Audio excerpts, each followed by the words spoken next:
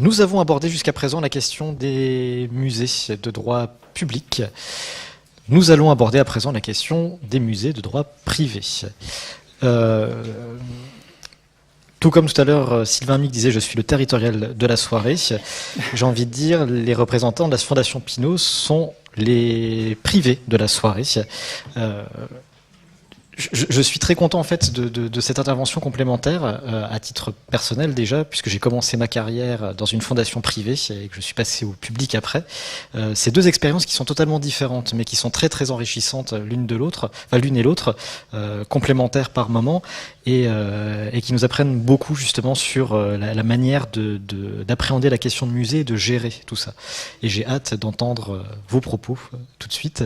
Et donc je passe la parole à Sophie Ovanessian et à Martin Bethenot de la Bourse du Commerce, collection Pinault.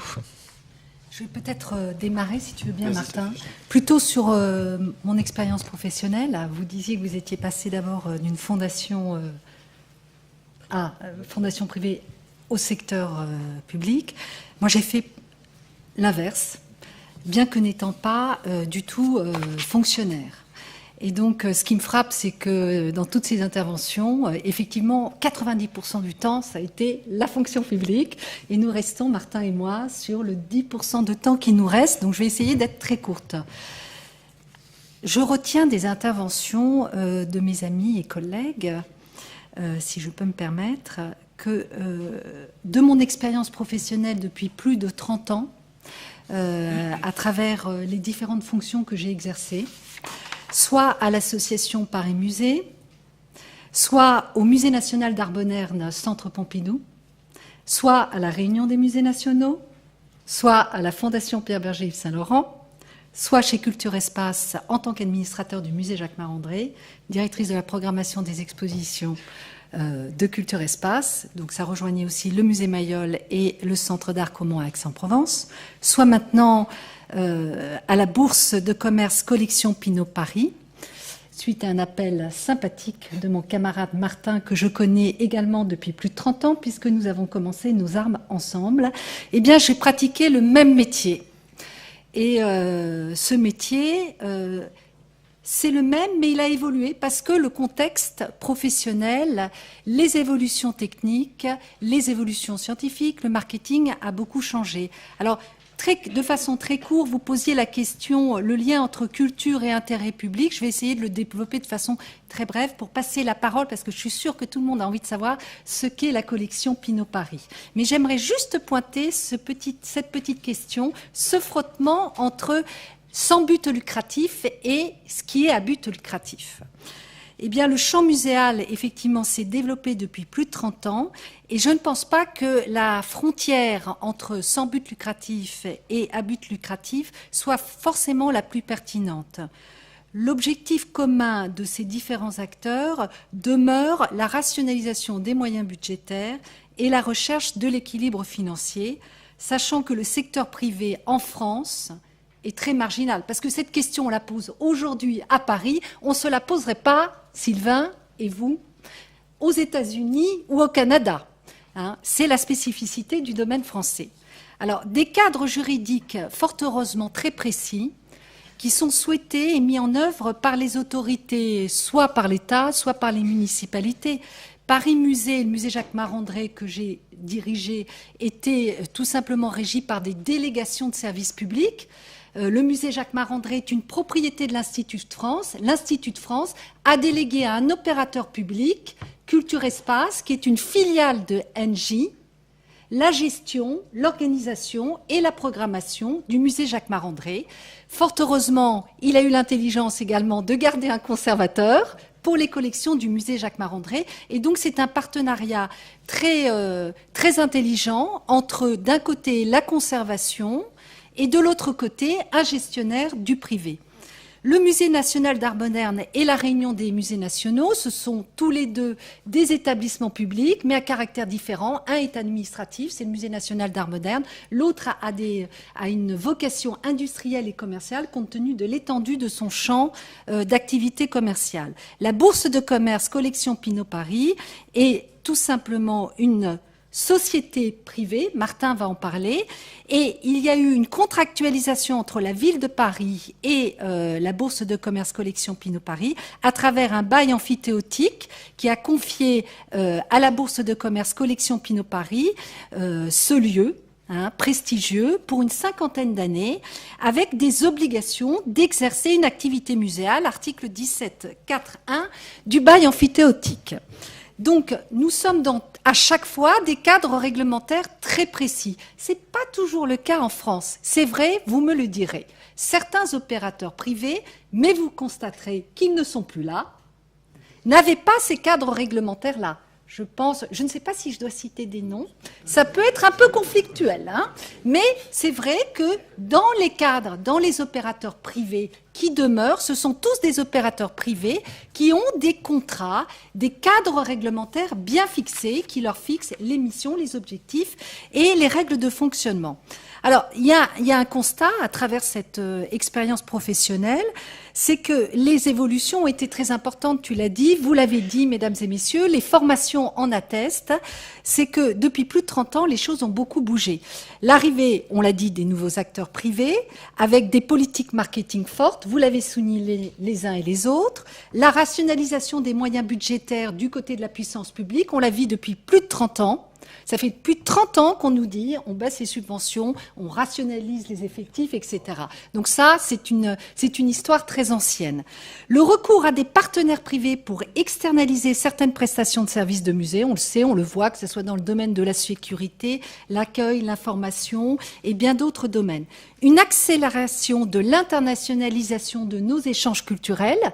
C'est vrai que quand j'ai commencé, très franchement, il y avait quelques échanges, mais ils se sont accentués de façon phénoménale ces 30 dernières années. Et cette accélération fait également que nous nous sommes harmonisés entre les opérateurs étrangers et nous-mêmes, acteurs culturels français. Et puis l'apparition de nouvelles technologies. Alors tout cela fait qu'il y a une sorte de grande perméabilité des échanges entre les opérateurs. Et tout cela dans un contexte de relative stabilité du public. La typologie des publics n'a pas changé. Je dirais même, et j'accentue ça, la fréquentation n'a guère évolué, sauf quelques cas exceptionnels.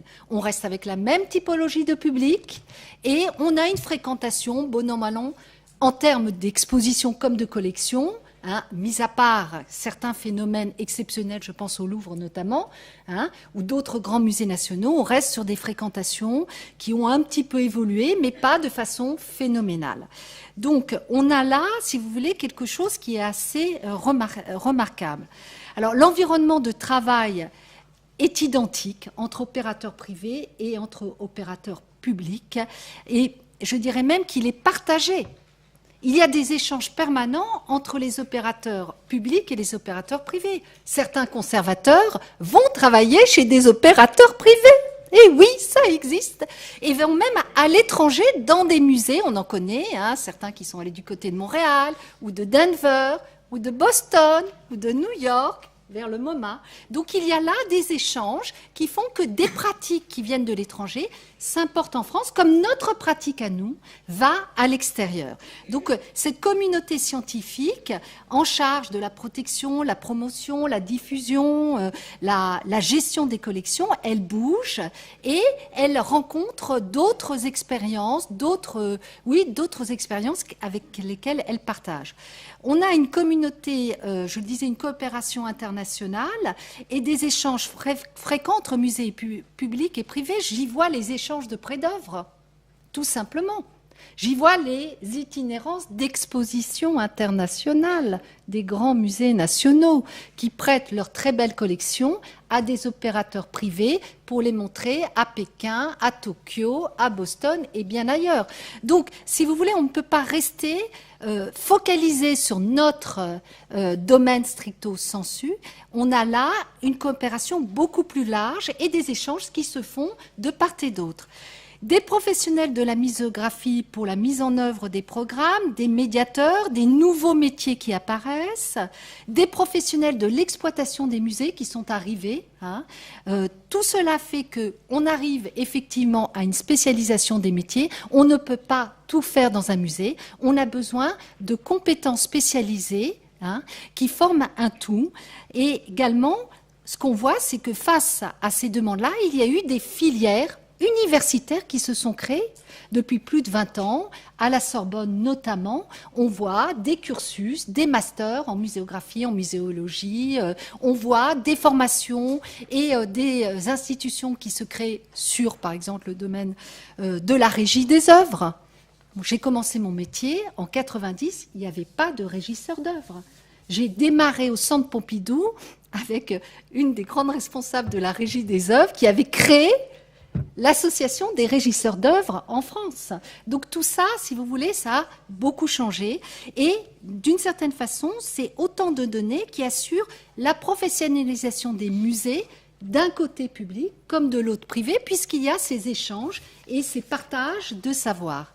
Alors, en guise de conclusion, j'ai envie très rapidement de vous dire 3 ou 4 petites choses. Dans mon expérience professionnelle, pardonnez-moi de revenir à cette expérience, mais j'aime bien être assez concrète, je vois que dans tous les lieux que j'ai traversés, il y a toujours eu, à cause de ce cadre réglementaire, un souci de déontologie très forte. Encadré, c'est vrai, par des textes, mais aussi à travers les échanges et les bonnes pratiques que nous avons les uns et les autres. Ces bonnes pratiques patrimoniales de gestion, d'organisation de musées sont autant d'éléments déterminants, me semble-t-il, dans la conduite des projets, d'un côté comme de l'autre.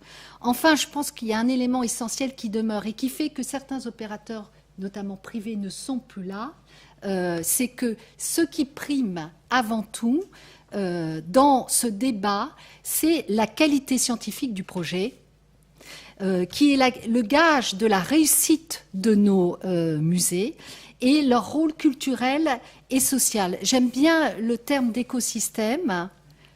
Tu en parles un petit peu, Sylvain. C'est vrai qu'il y a un écosystème, peut-être musée, qui s'ouvre petit à petit, qui reçoit des facteurs extérieurs, qui les digère, parfois il les rejette, parfois il les intègre.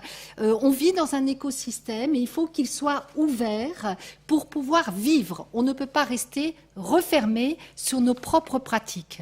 Et donc, de ce point de vue-là, encore une fois, je pense que si la question et de dire on met à part le secteur privé et on garde un secteur public, je ne pense que ce n'est plus la réalité. Nous sommes déjà à une étape supérieure.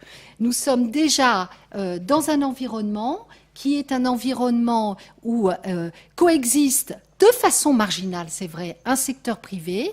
Ce secteur privé travaille avec le secteur public en permanence parce que du côté du secteur public, les conservateurs, les restaurateurs, les régisseurs, les scénographes, les gens qui font du marketing et du web, eh bien, ils travaillent d'un côté comme de l'autre. Et il y a ce souci commun de pouvoir permettre au public d'avoir une offre culturelle de grande qualité qui est la pérennité également de nos musées et la pérennité de ce secteur. Voilà. Martin, je te passe la parole.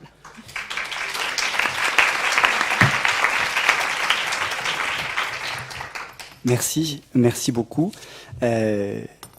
La lecture du titre de la journée, de la soirée d'aujourd'hui, sur qu'est-ce qu'être aujourd'hui un professionnel de musée, ne peut manquer d'éveiller. Alors, est-ce que c'est de la paranoïa, est-ce que c'est du narcissisme, mais aussitôt une question, finalement, suis-je un professionnel des musées? Finalement, le lieu dans lequel je travaille depuis 7 ans, est-il un musée? Les collègues avec lesquels je travaille, ou les interlocuteurs avec lesquels je travaille quotidiennement, sont-ils des professionnels de musée?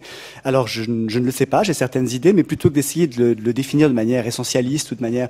Je me suis dit que ce serait peut-être intéressant, tout simplement, de vous raconter aujourd'hui, puisque ça me permettra d'ailleurs de revenir ou de croiser certaines des interventions qui ont pu être faites par Alain sur la question des grandes fondations. Alors, je ne crois pas que nous soyons grands ou que nous ayons vocation à être grands et nous ne sommes pas une fondation, mais enfin, j'y reviendrai. Sur le bâtiment signature, le projet se construit justement contre l'idée de bâtiment signature. Enfin, je souhaiterais peut-être à travers un descriptif très simple de ce qu'est l'organisation générale et de ce que nous faisons réellement à Venise depuis 11 ans et à Paris, comme ce sera le cas à partir de 2019.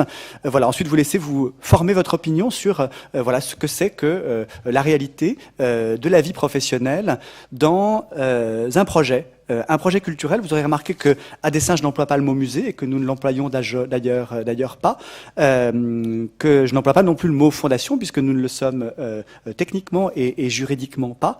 Je préfère dire un projet. Je vais bien entendu, c'est pas une dérobade, je vais décrire les choses ensuite les unes après les autres, en ajoutant pourquoi le mot projet. Dans un premier temps, parce que c'est un projet c'est quelque chose qui est encore au stade de projet, qui est très jeune. Palazzo Grassi a ouvert à Venise en 2006, donc le première étape de ce projet muséal, de ce projet, en tout cas de divulgation ou de diffusion de la collection, a 11 ans. En 11 ans, Palazzo Grassi a ouvert. Nous y avons présenté, ainsi qu'à la Pointe de la Douane qui l'a suivi et qui a ouvert en 2009, déjà 20 expositions. Nous avons organisé 10 expositions hors les murs dans différents grands musées en France, à l'étranger.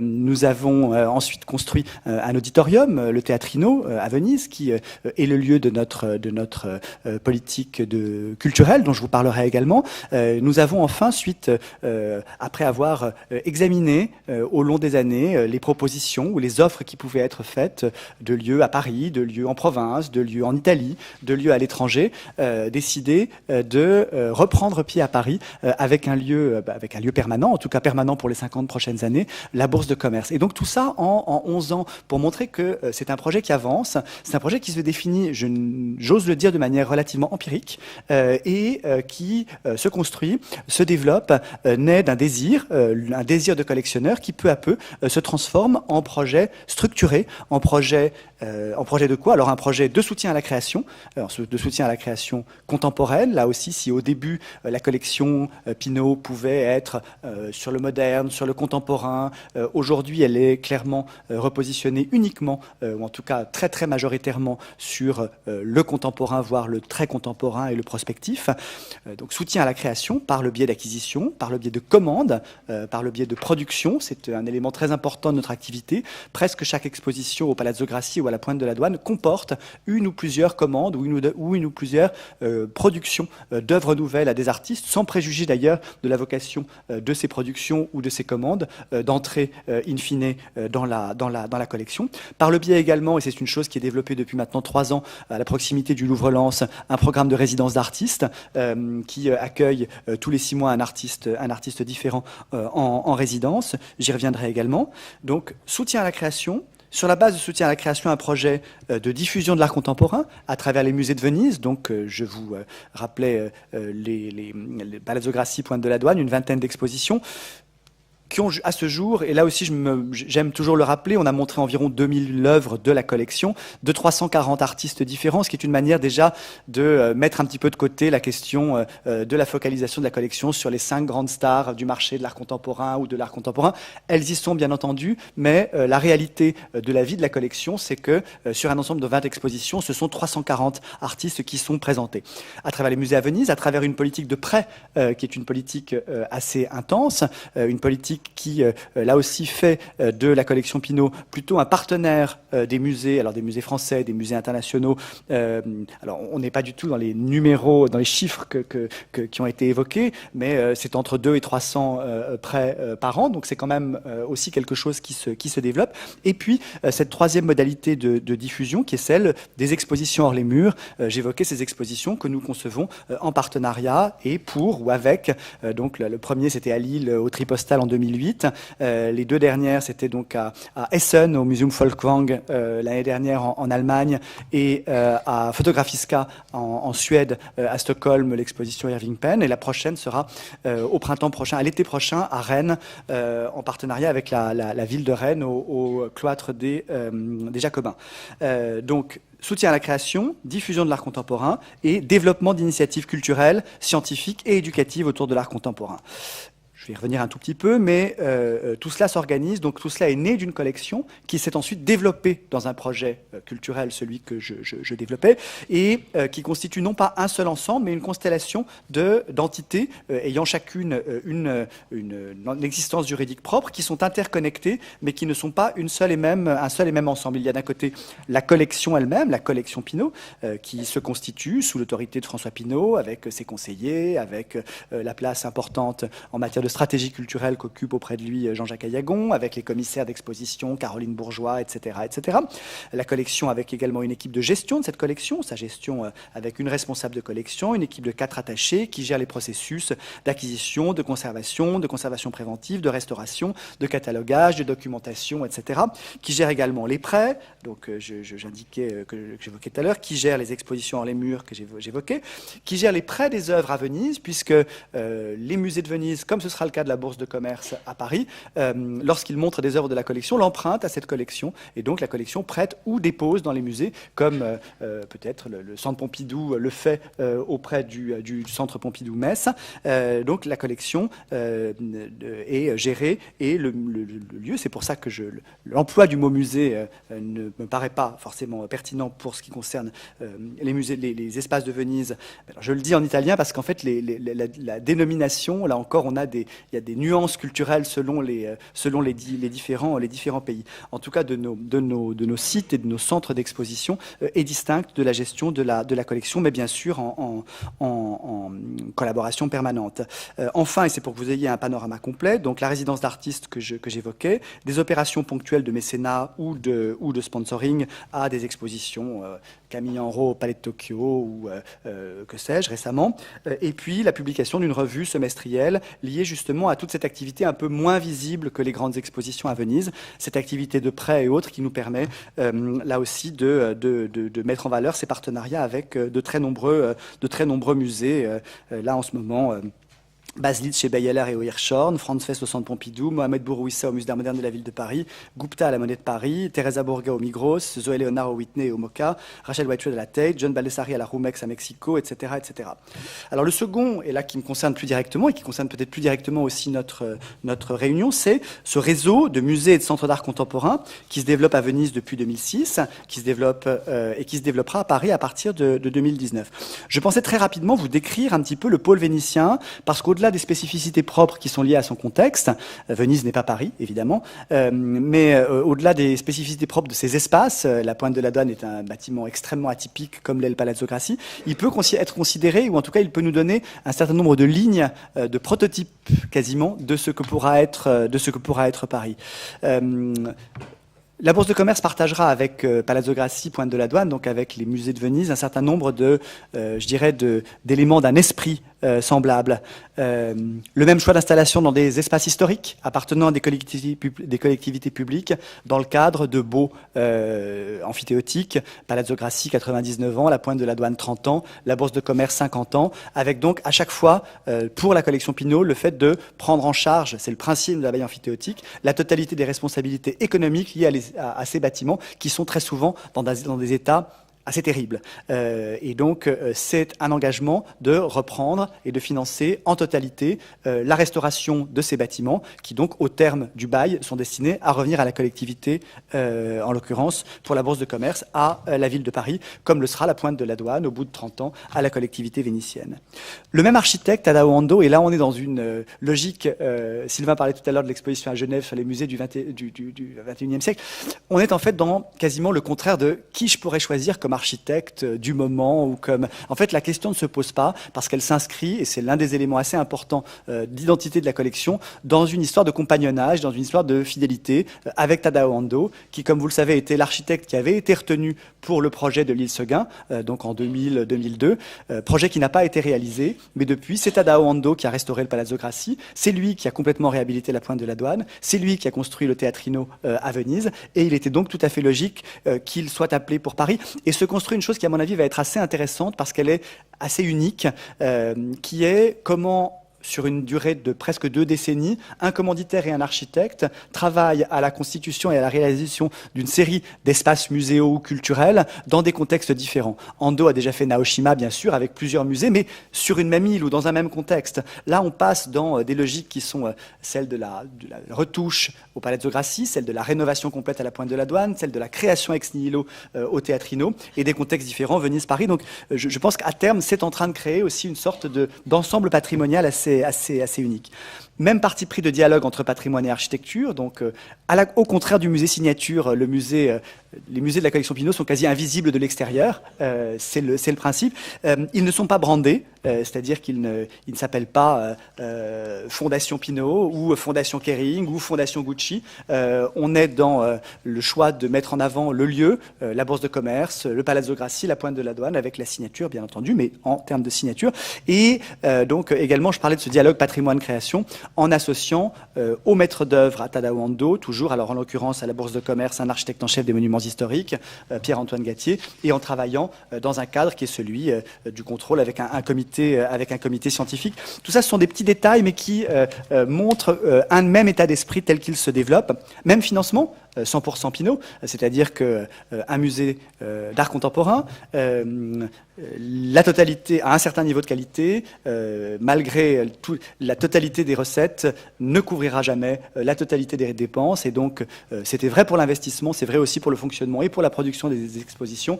100% de ce déficit d'exploitation, si je puis dire, est assuré par François Pinault sans aucune subvention de quelque sorte. Même type d'organisation, des équipes serrées d'une 30aine de personnes, qui sont toutes, et c'est très important, insérées et reconnues dans l'univers professionnel de l'art et des musées, avec très souvent des expériences mixtes privé-public.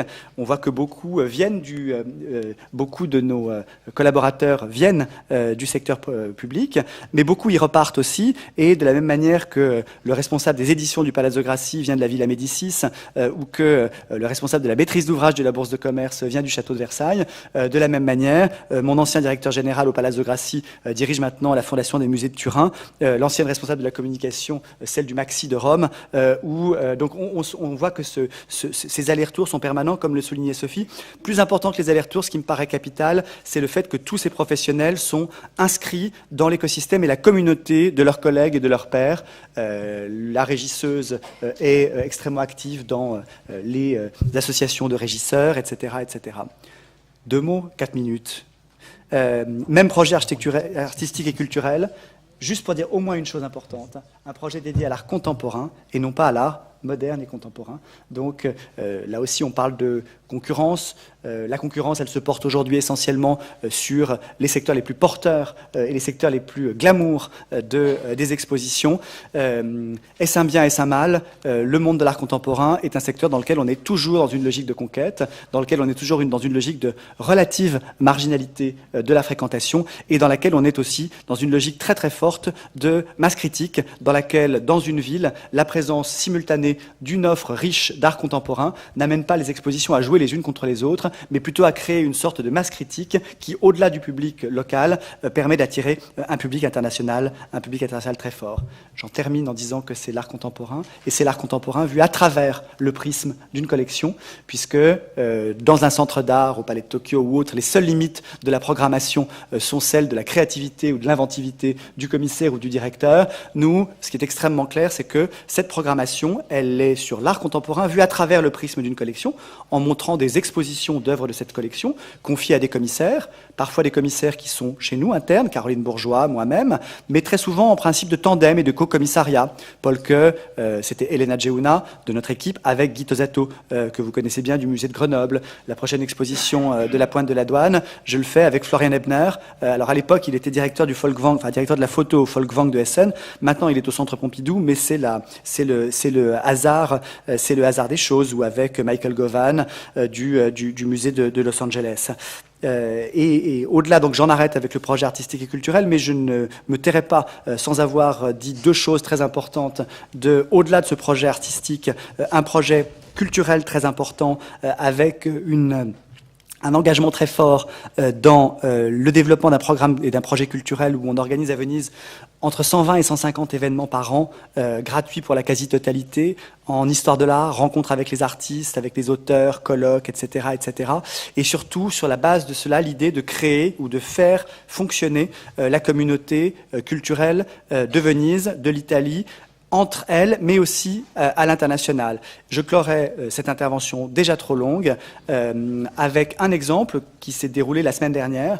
Vous savez que la question de la médiation se développe dans les différents pays de manière un peu différente, et que l'Italie, il y a des expériences souvent très intéressantes vu le côté décentralisé du pays, mais souvent isolé dans une ville et donc notre idée a été d'imaginer un programme qui chaque année nous permet d'inviter en résidence pendant une semaine le service de médiation et le service éducatif d'un autre grand lieu d'art contemporain, de les inviter à venir concevoir avec nous, pour notre public, un certain nombre d'activités, et sur la base de cela, inviter l'ensemble des responsables de médiation des musées vénitiens et du nord de l'Italie à des journées de formation, d'échange de bonnes pratiques et de discussion.